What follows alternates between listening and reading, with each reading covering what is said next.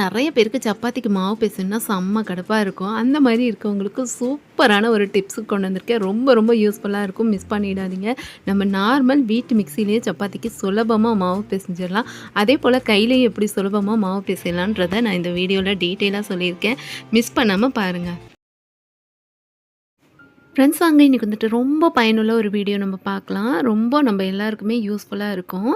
சப்பாத்திக்கு மாவு பிசைறதாங்க இந்த வீடியோவில் நீங்கள் பார்க்க போகிறீங்க. எப்படி சுலபமாக மாவு பிசையலான்ட்டு. நம்ம நார்மலாக வீட்டில் இருக்கக்கூடிய மிக்ஸியே இதுக்கு போதும்.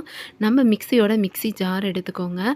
அதில் வந்துட்டு 1 கப்பு கோதுமை மாவு, 1 டீஸ்பூன் உப்பு, 1 டீஸ்பூன் எண்ணெய் சேர்த்துக்கோங்க. இதில் வந்துட்டு 6 டேபிள் ஸ்பூன் அளவுக்கு தண்ணி சேர்த்துக்கோங்க. அதாவது 1/4 கப்பு தண்ணியும் எக்ஸ்ட்ரா 2 டேபிள் ஸ்பூன் தண்ணியும் சேர்த்துக்கோங்க. ஒட்டுக்கா தண்ணியை சேர்த்துட்டு இந்த மாதிரி மிக்ஸியில் ஒரு 5 பல்ஸ் கொடுத்து விட்டு விட்டு பல்ஸ் கொடுத்து எடுத்துக்கோங்க. ஒரு 5, 6 பல்ஸ் கொடுத்தா போதும். சுலபமாக மாவு பிசைஞ்சிடலாம். சப்பாத்தியும் நல்லா சாஃப்டாக வரும் நமக்கு. நிறைய பேர் நினைப்பாங்க மிக்ஸியில் போட்டு அரைக்கிறதுக்கு நம்ம கையிலேயே மாவு பிசைஞ்சிடலான்ட்டு. அந்த மாதிரி இருக்கவங்களுக்கு கையிலேயும் எப்படி சுலபமாக மாவு பிசையலான்றதையும் நான் இந்த வீடியோவில் சொல்லியிருக்கேன். ஸோ வீடியோவை ஸ்கிப் பண்ணாமல் பாருங்கள். இப்போ பாருங்கள் எவ்வளோ சீக்கிரமாக நமக்கு மாவு பிசைஞ்சு வந்துருச்சுன்னு. சூப்பராக இருக்குங்க. நம்ம காலையில் நம்ம பிள்ளைங்களுக்கு ஸ்கூலுக்கு லஞ்சு கொடுத்து வர்றதுக்கு சம்டைம் சப்பாத்தி கொடுப்போம் இல்லைங்களா? அந்த மாதிரி அவசரமாக நம்ம சப்பாத்திக்கு மாவு பிசைறதுக்கு கடுப்பாக இருக்கும் நமக்கு. நீங்கள் அந்த டைமில் இந்த மாதிரி மிக்ஸியை நீங்கள் யூஸ் பண்ணிக்கலாம். ரொம்ப யூஸ்ஃபுல்லாக இருக்கும். இப்போ வந்து இது ஒரு 5 நிமிஷம் ஊறட்டுங்க. இப்போ கையில் எப்படி சுலபமாக மாவு பிசையலான்றதை பார்த்துலாம். சேம் ஒரு பவுலில் 1 கப்பு கோதுமை மாவு, 1 டீஸ்பூன் உப்பு, 1 டீஸ்பூன் எண்ணெய் சேர்த்துக்கோங்க. வியூவர்ஸ் யாராவது நம்ம சேனலை சப்ஸ்கிரைப் பண்ணாமல் பார்க்குறவங்களா இருந்தால் ப்ளீஸ் சப்ஸ்கிரைப் பண்ணிக்கோங்க. வீடியோ பார்க்கும்போதே லைக் போட்டுவிட்டு வீடியோ பாருங்கள். இப்போ இதுலேயும் நம்ம ஒட்டுக்கா தண்ணியை சேர்த்துக்கணும். சேம் அதே போல் தான் 6 டேபிள் ஸ்பூன் தண்ணியை சேர்த்துக்கோங்க. சேர்த்துட்டு மிக்ஸ் பண்ணிக்கோங்க. சட்டுன்னு 1 நிமிஷம் கூட ஆகாது இந்த மாவு பிசைறதுக்கு. ஹோட்டலில் கிடைக்கக்கூடியது போலவே சாஃப்டான சப்பாத்தியை எப்படி பண்ணுறதுன்றதையும் நீங்கள் இந்த வீடியோவில் பார்க்கலாங்க. இப்போ பார்த்தீங்கன்னா, இது உங்களுக்கு நான் கையில் மாவு பிசைறது உங்களுக்கு லென்த்தியாக தெரியலாம். ஆனால் வந்துட்டு நீங்கள் செஞ்சு பாருங்கள். அப்போ தான் இது உங்களுக்கு புரியும் எவ்வளோ சுலபமாக செய்யலான்னு சொல்லிட்டு. 1 நிமிஷம் கூட ஆகாதுங்க. இந்த வீடியோவில் அது பார்க்குறதுக்கு உங்களுக்கு பெருசாக தெரியலாம். வியூவர்ஸ் யாராவது நம்ம சேனலை ஃபாலோ பண்ணாமல் பார்க்குறவங்களா இருந்தால் ப்ளீஸ் மஸ்ட்டு ஃபாலோ பண்ணிக்கோங்க. வீடியோ பார்க்கும்போதே லைக் போட்டுட்டு வீடியோ பாருங்கள். ஒருவேளை நீங்கள் மாவு பிசைறதுக்கு மிக்ஸியை பயன்படுத்துகிறதா இருந்தால் பார்த்து பக்குவமாக யூஸ் பண்ணிக்கோங்க. போட்டு கண்ணா பின்னான்னு யூஸ் பண்ணிடாதீங்க. அப்புறம் மிக்ஸிக்கு நான் கேரண்டி கிடையாது, அதையும் நான் சொல்லிடுறேன். எப்போயாவது அர்ஜென்ட்டான டைம்லலாம் மிக்ஸியை யூஸ் பண்ணிக்கோங்க.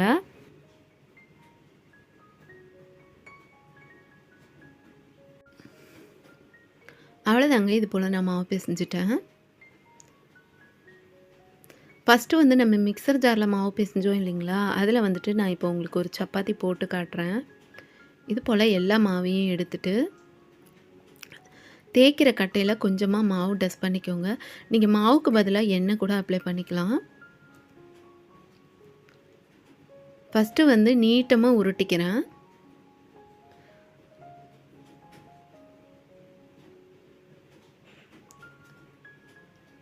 நாலு பீசஸாக நான் ஈவனாக கட் பண்ணிக்கிறேங்க. இதுக்கு வந்து எனக்கு 4 சப்பாத்தி வரும்.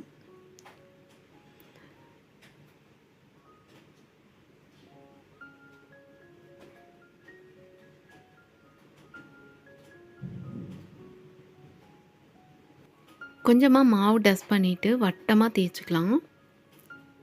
இதுக்கு நீங்கள் மாவுக்கு பதிலாக எண்ணெய் கூட அப்ளை பண்ணிக்கலாம். இது வந்து பார்த்திங்கன்னா கொஞ்சம் தின்னாக இருக்கணும். அப்போ தான் நமக்கு கடைகளில் கிடைக்கக்கூடியது மாதிரியே சாஃப்டாக வரும் சப்பாத்தி. இந்த சப்பாத்தி செய்கிறதுக்கு நமக்கு எண்ணெய் கூட அதிகம் தேவைப்படாதுங்க. குறைவான எண்ணெயை பயன்படுத்தியே நல்லா சாஃப்டான சப்பாத்தியை நம்மளால செய்ய முடியும்.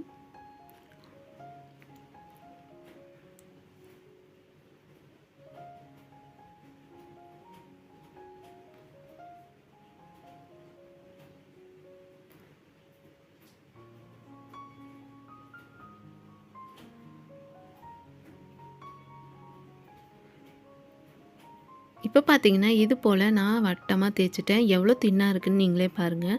அதுக்குன்னு ரொம்ப தின்னாக இருக்கக்கூடாது, கொஞ்சம் தின்னாக இருக்கணும். இப்போ வந்து தோசை தவா நல்லா சூடாக இருக்குது. அதில் வந்து சப்பாத்தியை சேர்த்துட்டு அ இந்த மாரி பபுள்ஸ் வந்ததுமே மேலே எண்ணெய் அப்ளை பண்ணிக்கோங்க. அதுக்கப்புறம் திருப்பி போட்டுருங்க. திருப்பி போட்டு இது போல் நல்லா அமுத்தி அமுத்தி விடுங்க. இதுக்கு மேலே கொஞ்சம் எண்ணெய் விட்டுட்டு இப்போ வந்து இந்த பக்கம் திருப்பி போட்டுடலாம்.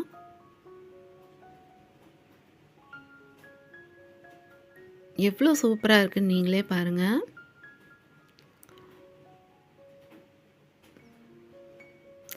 அவ்வளோதாங்க, நம்ம சப்பாத்தி சூப்பராக ரெடி ஆயிடுச்சு. இப்போ நான் உங்களுக்கு எடுத்து காட்டுறேன் எவ்வளோ சாஃப்டாக இருக்குன்னு.